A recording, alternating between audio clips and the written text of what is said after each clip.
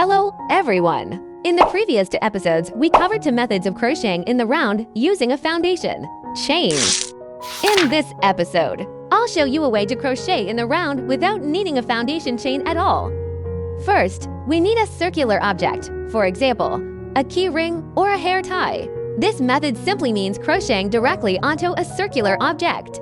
If you don't have a circular object on hand, later in the video, I'll also introduce a method that doesn't require any circular objects. I won't repeat basic terms like foundation chain, turning chain, slip stitch, single crochet, double crochet, etc. You can find my super detailed tutorials on those in my channel. Feel free to check them out. Here I'm using a key ring as an example. Pinch the yarn tail between your index and middle fingers. And between your ring and little fingers, this is to keep tension. You can use any method you find comfortable. Then pinch the key ring with your ring finger, little finger, and thumb. Insert your hook into the key ring. Move the hook to yarn over. Pull the yarn through the key ring as shown by the arrow.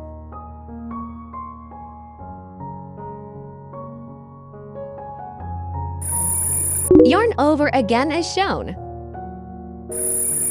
Pull the yarn through the loop as shown.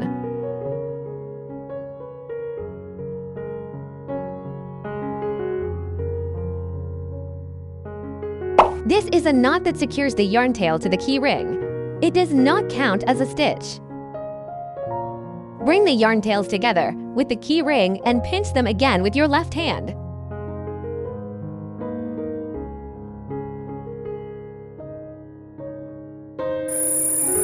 Yarn over. Pull the yarn through the loop on your hook. This makes a turning chain. Now the turning chain is done. Next, we will crochet single crochets while enclosing both the key ring and the yarn tail. Keep pinching the key ring and the yarn tail with your left hand and insert the hook into the key ring. Move the hook to yarn over.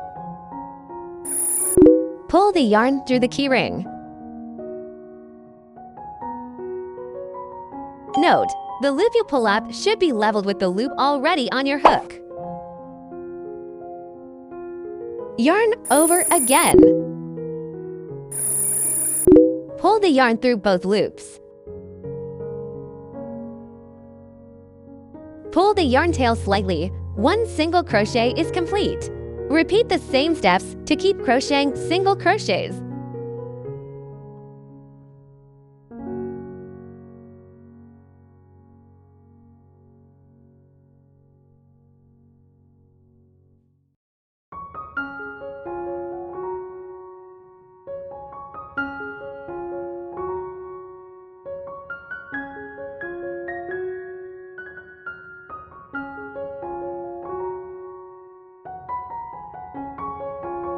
Keep repeating until you've crocheted all the way around.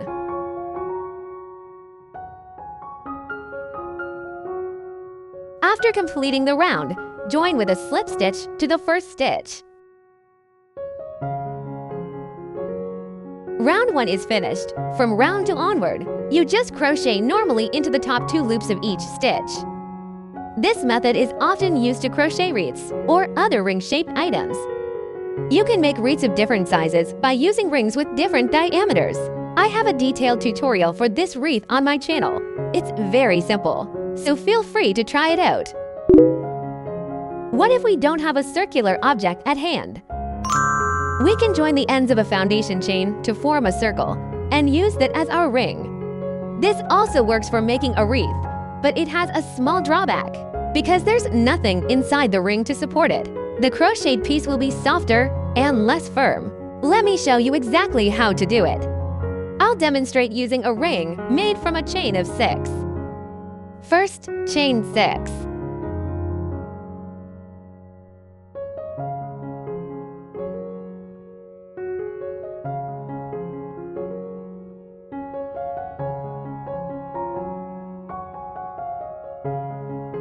After making the foundation chain, find the back loop and the back bump of the first chain. This is the back loop of the first chain. Turn it slightly and you'll find the back bump.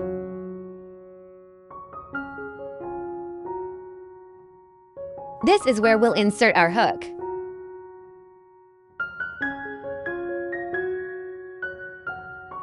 Insert your hook under both the back loop and the back bump of the first chain, and make a slip stitch to join.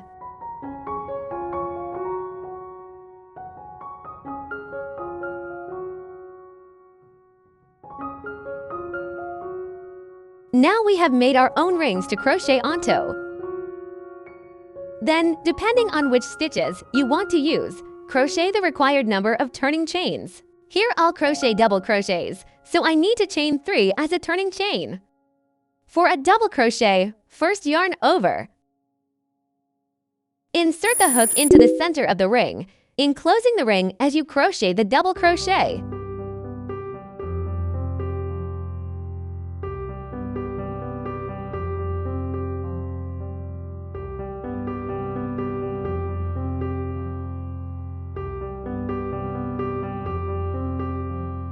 That completes one double crochet. Beginners, be sure to place a stitch marker in the first stitch of each round to mark it as the first stitch. Note, every stitch of the first round is worked into the center of the ring, enclosing the ring. The number of stitches you crochet does not have to match the number of chains you use to make the ring. The chain count only affects the size of the center hole. For example, with a ring formed from 6 chains, you can crochet any number of double crochets into it.